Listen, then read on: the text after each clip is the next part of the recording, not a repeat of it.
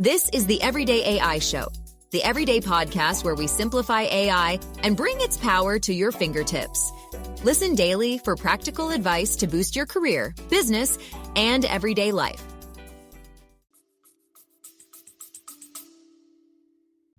Buying AI tools is the easy part. Getting your employees to actually use them for anything meaningful, that's where most companies fall apart. Section's own research shows over 90% of employees only use AI for basic tasks. That's not ROI. Section coaches every employee on real, role-specific use cases, tracks who's driving AI impact, and gives you the data to prove it's working. For more, check out Section at sectionai.com. In the past 2 weeks alone, we've seen reports of more than 40,000 plus jobs that will be eliminated soon due to AI. And that's on top of the already 45,000 plus AI-related job cuts in the US we've seen so far in 2026. Yet, we've read all those studies and projections for years talking about how AI's broad capabilities will create millions of jobs that just don't exist yet. So it seems we may soon then be entering a crossroads of traditional employment slowly dying and the birth of a new era of work. I'm calling it the AI labor shift. And while it does sound kind of exciting, like we're going to be living in a new era, it's also pretty scary. Like, have we humans really wasted decades of our working lives becoming subject matter experts just to now babysit AI agents who are way smarter and faster than us, but just need constant handholding? Maybe. And that's what we're going to be tackling on today's show, Everyday AI, in our Start Here series. All right, so here is the big picture. Jobs are getting eliminated, and no one knows what the future of work looks like. So this year so far, we've already seen 45,000 plus AI-related tech layoffs because, well, that's what's happening. Big tech companies, I've always said this, going back to 2023. Let me just start here. Already getting on a side rant, and we barely started.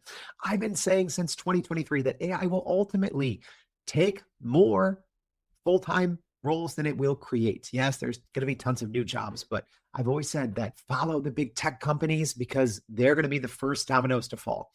Right. And we've already seen 5 companies that are planning to spend $700 billion on AI infrastructure. So the jobs are going away. The AI investments are piling up. And well, we don't know where these new jobs are going to be, which puts us all in this kind of pickle. So we're going to be, well, coming with some receipts, facts, stats, and trends. And on today's show, we're going to be addressing that and more. And stick to the end, and you're going to learn the financial trick behind AI layoffs that most workers and journalists are falling for. You're going to learn why the real displacement timeline is already underway and almost no one can see it yet. We're going to go over which everyday roles are first in line to go and which ones did not even exist 2 years ago. And I'm going to give you at the end a 3-step survival guide you can start using before you even finish your coffee today. Also, stick around. I did put together some extra assets for this show, and I'm going to tell you at the end how you can get a hold of those. So, a lot to go over on today's show. If you're new here, welcome to Everyday AI. My name is Jordan Wilson, and this is our Start Here series because after doing this every single day for 3 years, more than 730 now episodes, 730 episodes, I didn't have a good answer. When new people would find the podcast and be like, Jordan, there's too much. Where do I start? And I'd always be like, I don't know. Well, now you start with the Start Here series. This is the essential podcast series to both learn the AI basics and to double down on your AI knowledge. So go to starthereseries.com. That is going to give you free access to our inner circle community. Yeah, you can't find it anywhere else. It's unlisted. It's private. So go to starthereseries.com. That's going to give you free access, as well as you're going to go straight into the Start Here series space where you can go listen to every single volume of this series all right there in one place. So if you missed our last volume, volume 12, we talked about the state of the AI race, who will win in 2026, OpenAI, Microsoft, Google, or Anthropic. And today, let's get straight into it. Let's get shifting, talk about when this AI labor shift is going to happen and what it ultimately means for jobs. So here's what's happening. And whether you're listening to this live in real time, or maybe you're listening to this, I don't know, in 2027. Well, here in early 2026, the big tech companies are cutting jobs in mass, right? So Meta, we just saw a report, more than 15,000 workers on the chopping block because of AI. Speaking of Block just cut 4,000 jobs, and Oracle is reportedly planning up to 30,000 reductions because of AI efficiencies. And this ties into the larger trend here in the US that we actually saw a pretty down month for jobs, right? The February 2026 jobs report showed 92,000 jobs lost and unemployment hit 4.5%. So not a normal jobs report. So it's kind of a lot of the big tech layoffs combined with, kind of agentic AI's surge in late 2025. This job reports, it's got everyone kind of talking, and a lot of people, understandably so, maybe a little uneasy about what does all of this mean for my job, my career. That's what we're going to be unraveling. But I think AI in general, when it comes to jobs, because let's start there, it's become the scapegoat. Yes, sometimes AI is actually being used and jobs do truly become redundant, but not always, according to a recent Harvard Business Review study that showed that 60% of hiring managers who cite AI as the reason for layoffs, only 2% are actually replacing those roles or augmenting those roles with AI. So it seems like sometimes AI is just kind of a get out of jail free card or a scapegoat. And a lot of these quote unquote AI layoffs, especially from big tech, are just overhiring corrections, also rising interest rates and just the overall squeeze. I think it's getting harder for some companies to turn a profit for a lot of reasons. But I think one of those reasons is actually AI, right? AI is allowing more people, it's allowing more companies to do more with less, which in some instances can drive prices down. It increases competition, which are all good things, right? But what that has meant for maybe large bloated companies is their margins are starting to shrink, whether they're using AI or their competitors are, they're losing out on, new clients, new projects. But it's definitely a delayering from probably a lot of post-pandemic overhiring and correcting for that, right? The Amazon layoffs in late 2025, the 16,000, they were attributed to AI, but then essentially Amazon CEO kind of admitted, yeah, it's also just about reducing layers. So it seems like, sometimes blaming something on AI, and we'll get to why that's actually advantageous for companies to just say, yeah, these are AI job losses. Sometimes they are, but a lot of times it's just, well, you had way too many employees to begin with because so many companies overhired. And as technology naturally progresses, the outputs have to keep pace, right? So for those companies that have changed their roles to be more AI native and the outcomes and the outputs and the deliverables and the artifacts have scaled correspondingly, I don't think they're running into these same problems. But a lot of the companies that are slower moving and the job description is the exact same as it was 10 years ago, I think those are the types of companies that are having to go into these massive layoffs. And here's why they're still saying it's an AI layoff, whether it is or not. Because when you do, Wall Street loves you. Y'all, I've literally been saying this since 2023, since before AI washing was a thing. That's what this is. This is called AI washing. When companies, make huge cuts, they say, hey, it's AI efficiencies, and their stock goes through the roof. So Block cut 40% of their staff earlier this month, cited AI, and their stock rose 22%.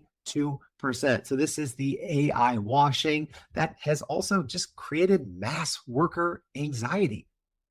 And I don't think it's always necessarily grounded in reality. Yes, sometimes these massive job layoffs are because of AI.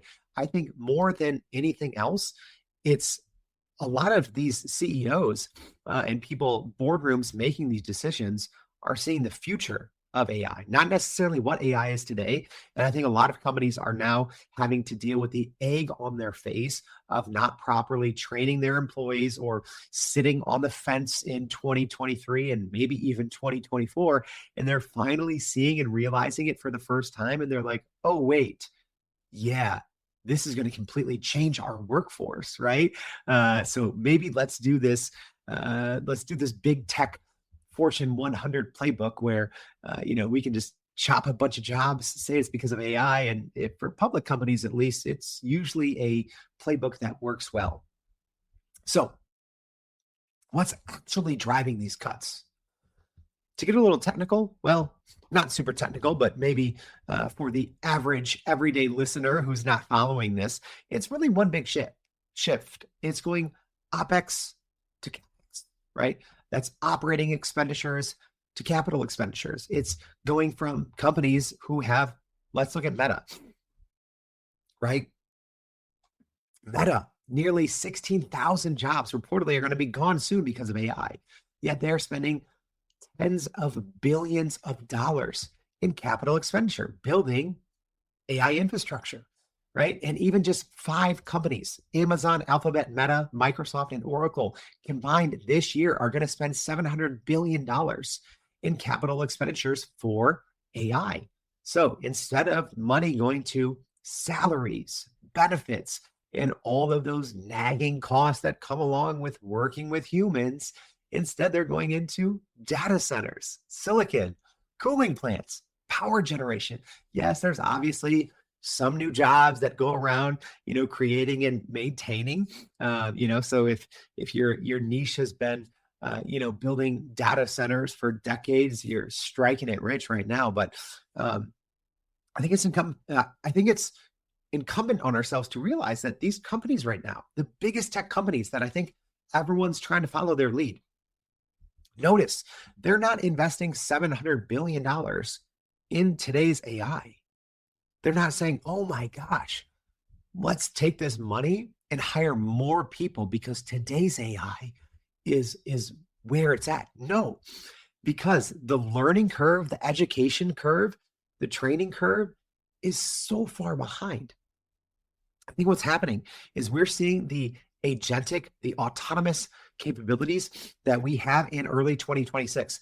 And big tech companies are saying, oh my gosh, I think it's going to take the general population 10 years to rework and to unlearn, right? Don't reskill, don't upskill. That's failure. You got to unlearn and rebuild, right? But I think the bigger tech companies are saying, okay, well, I think they'll be able to unlearn their workforce maybe in 3, 4, 5 years and really take advantage of that. So I think they're placing bets on tomorrow's technology, not necessarily today's. And that's because we've come to realize now, I think, Claude Code maybe helped open a lot of people's eyes, OpenAI's Codex, OpenClaw, right? Now these, autonomous, systems that just work. I think that's what's really changed the narrative here. And I tackled this on episode 730. So if you want to go listen to this one, we talked about Anthropic's recent labor study and the realization that this is, well, AI can already do the work that humans, smart humans, right? Humans with college degrees, it can already do it. So, one kind of stat to pick on there is we went over the theoretical AI coverage, which is essentially what AI models are actually capable of, and the observed use, which is, well, what humans are actually using AI for. So this is an Anthropic study. So they used millions of anonymized chats inside of Claude, and then essentially federal job data that looked at all these different jobs, 20,000 different skills, and they just matched it all up, right? All these anonymized chats, what are they actually being used for, and what can the models theoretically do? And what this led to is a huge capability gap. And what we've realized, and I've been talking about this for a long time, it's number one, education and training. It's like everyone asks me, like, Jordan, how do I grow my company? Train your people, educate them, right? Get a bunch of me's running around. That's all you need, right? Literally, just have a bunch of people that just understand AI every day, play with it every day, test it every day, scope it every day, every day, every day. That's all you do, everyday AI, right? Anyways, it's a huge capability gap because people don't know. And it's not just, one example in Anthropic's report was computer and math roles showed 94% theoretical AI coverage. So the AI could theoretically do 94% of those 20,000 roles that had to do with computer and math roles, but only 33% observed use. But it's across the board, right? AI coverage in management, legal, and businesses all sat below 20%, despite 80% theoretical capabilities. So most organizations are still just looking at AI like a chatbot or like a smarter search, and they're not actually seeing it for the workforce shift it is. So when does the real shift hit, and who's going to get hit first? That is the big question. And we're going to answer that after a quick word from our partners. Here's a harsh truth. Your company is probably spending thousands or millions of dollars on AI tools that are being massively underutilized. Half of companies have AI tools, but only 12% use them for business value. Most employees are still just using AI to summarize meeting notes. If you're the one responsible for AI adoption at your company, you need Section. Section is a platform that helps you manage AI transformation across your entire organization. It coaches employees on real use cases, tracks who's using AI for business impact, and shows you exactly where AI is and isn't creating value. The result? You go from rolling out tools to driving measurable AI value. Your employees move from meeting summaries to solving actual business problems. And you can prove the ROI. Stop guessing if your AI investment is working. Check out Section at sectionai.com. That's SECTION AI.com. All right. So when will that shift happen, and what type of roles might feel it? Well, shift has already hit the fan, y'all. So yeah, here's what most people are kind of ignoring. It's already happening, right? Because I think in 2024, 2025, AI has already been augmenting senior workers while entry-level hiring has quietly slowed. That's another thing that we talked about in episode 730, going over that Anthropic report. Saw that 14% slowed down growth for entry-level workers. So I think this year and next year, as we look at this timeline of when the shift is going to happen, I think teams are going to restructure and the capability gap is going to start to close, because companies have already started to recognize and realize that capability gap, and they're going to do something about it.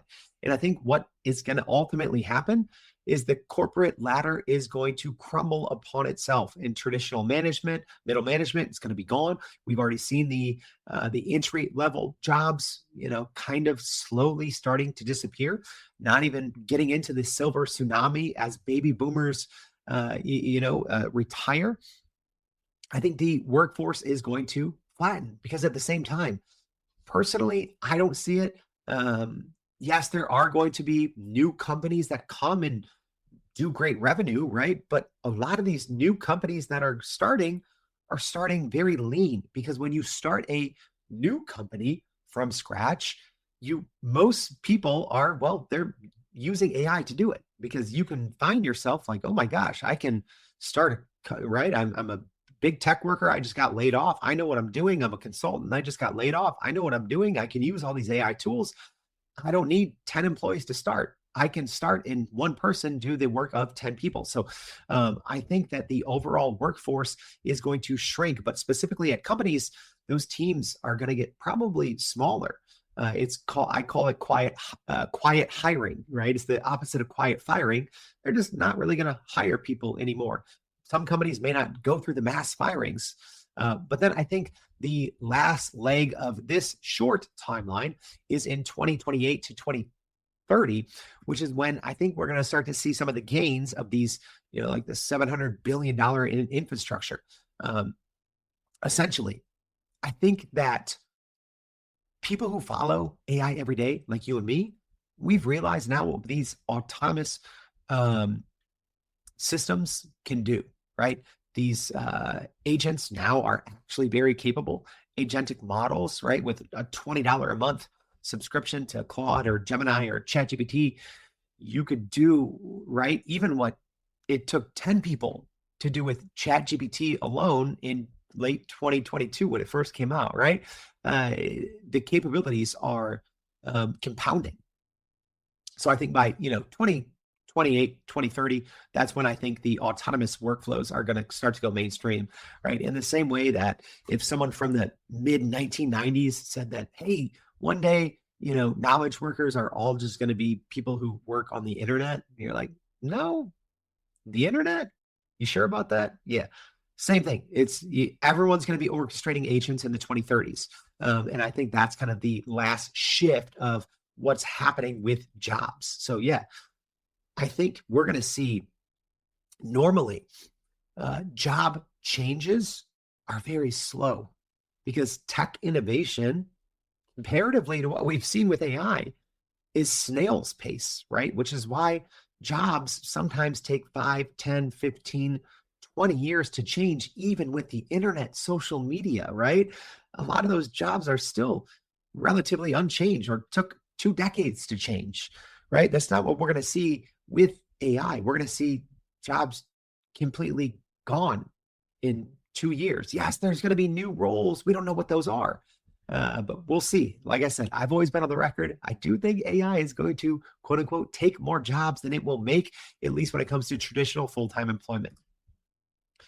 So here's what's actually happening, where that shift is happening. And this is a recent report, a great one from the Federal Reserve Bank of Dallas, essentially looking at codified knowledge versus tacit knowledge. So codified knowledge, that's essentially that grunt work, right? This is what a lot of times new graduates rely on to, earn their keep and climb the corporate ladder. But this is now stuff AI just does way better, right? It's researching, it's writing, it's personalizing, synthesizing information, creating spreadsheets and PowerPoint, right? AI is way better at that. So codified knowledge, yeah. Tacit knowledge, different, right? AI is not really, at least yet, started to tread on, nuanced expert judgment, although I do think it will get there eventually. But when you look at replacement, it's starting with codified knowledge.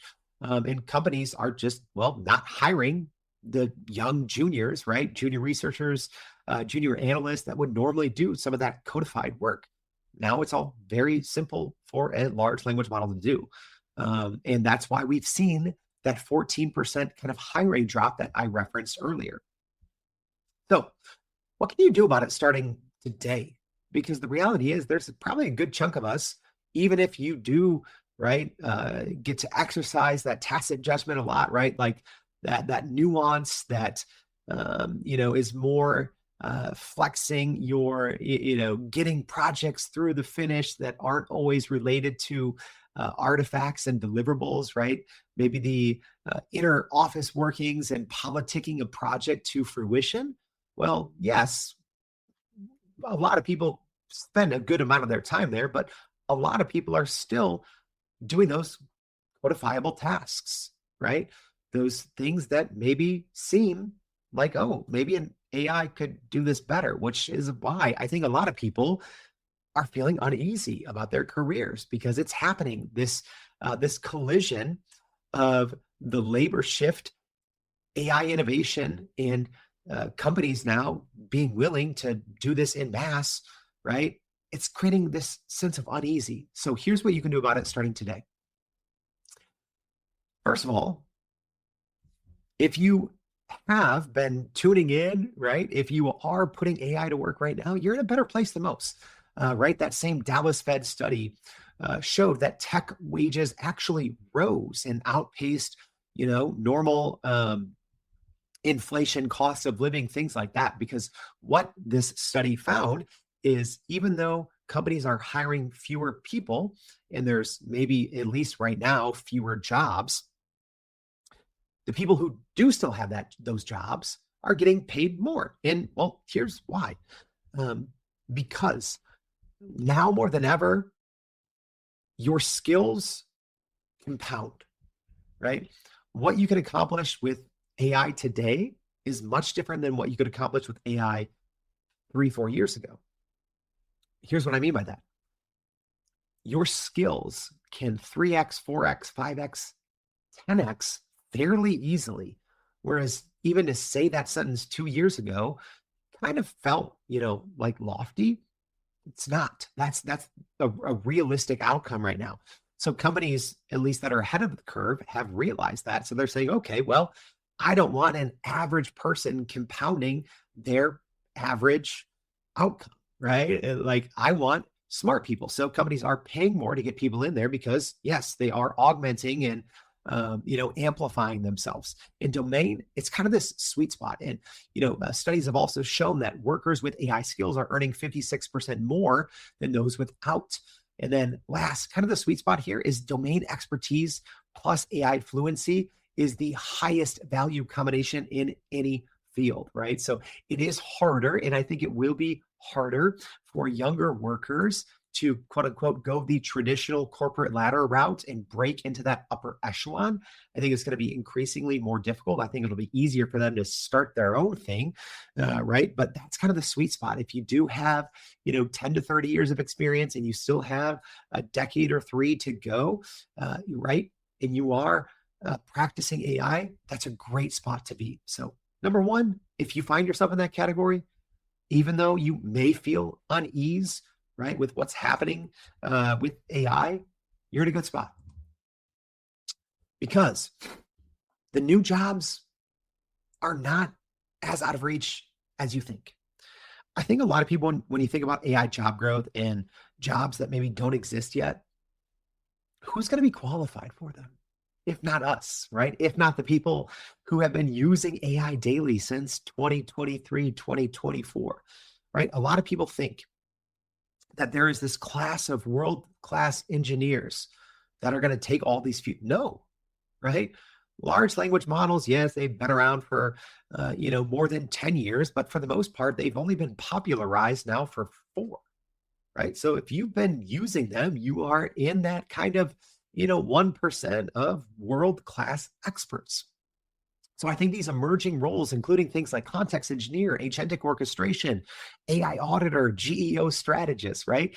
The barrier has dropped for these roles significantly. And I think it rewards and it leans more into that domain expertise over, engineering ability or coding ability, right? I think it's telling when you've seen literally some of the smartest engineers in the world, the people who built the very systems that we use, are now saying that they're essentially vibe coding, right? And because the models are building themselves. So even the people at Frontier AI Labs, they're saying, I don't write code anymore, right? You know what they're doing? The same thing that we're doing. They're orchestrating agents, right? What does that require? It requires domain expertise, and it requires, I think, great communication skills, and it requires ongoing education, but it doesn't require, a PhD in machine learning. So here's your 3-step survival guide as we wrap up. Number 1, audit your role. Separate those daily tasks into what is tacit and what is codifiable. That doesn't mean that oh my gosh, my job's, all codifiable things. These are things that, AI can do. No, you need to know where you stand, because that's going to help you decide what path you should ultimately take. Then step 2, you need to document your reasoning. You need to write down, your day-to-day, how you make these hard decisions, things that maybe don't show up in spreadsheets and presentations and, right? So outside of the codifiable, where is that tacit knowledge? Where is your domain expertise that maybe doesn't show up in an easily quantifiable way, right? This is kind of your domain reasoning, your expert reasoning. This is something I've been very bullish for companies to do, right? But you need to also do it on the employee side, because as more and more skills become agentified, you really need to amplify and invest more in those areas where, well, where's your reasoning, right? Where's your domain reasoning? And then last but not least, I think you need to double down on one AI platform deeply until it becomes an extension of your own expertise. Here's what I mean by that. I think it's so easy to get caught up in the AI tool or trend of the week. Okay? You can't do it. You will fail. I don't care who you are. I can't do it. 2 years ago, I could. The innovation now is too fast for any one person, right? Like I said, a couple of years ago, fairly easy to keep up and sharpen your skills on the AI tool or trend of the week. You can't do it anymore. Find that one area that you can cross over with your domain expertise in that AI platform. Dig in there, and regardless of how AI jobs, how this thing shuffles off, when the AI labor shift hits the fan, you, if you follow this survival guide today, are going to at least be in a better position than the overwhelming majority of people who are just going to be looking in the air, confused, saying, what do I do? Now you know exactly what to do. So I hope this version of the Start Here series, Volume 13, was helpful, going over the AI labor shift, when it'll happen, and what it means for jobs. So like I said earlier, I put together a ton of resources because I know one thing. I know a lot of people feel uneasy about this, right? Understandably so. So I had a lot more information I wanted to pack into the show, but I want these Start Here series to be like 25, 30 minutes, not 60 minutes. So we have a ton more. So go repost today's show on LinkedIn, and I will send you all of the additional assets that we put together as complements and supplements to this episode. So if you're wondering, where's the LinkedIn show? Well, if you're listening on the podcast, go check the show notes. There's always something that says join the conversation on LinkedIn, right? Just click that. That's going to take you to this LinkedIn live stream for this very show. Click the repost button, and then I will send you all of these additional assets. Then when you're done, make sure you go to starthereseries.com. That is going to give you free access to our private, hidden, you can't find it anywhere else, our inner circle community. And in the Start Here series circle, their space, you can go listen to every single volume in this series. So I hope this was helpful. Tell me about it. Do you want more of these? How long should we keep these things going? I work for you. Let me know. So thank you for tuning in. I hope to see you back tomorrow and every day for more Everyday AI. Thanks, y'all.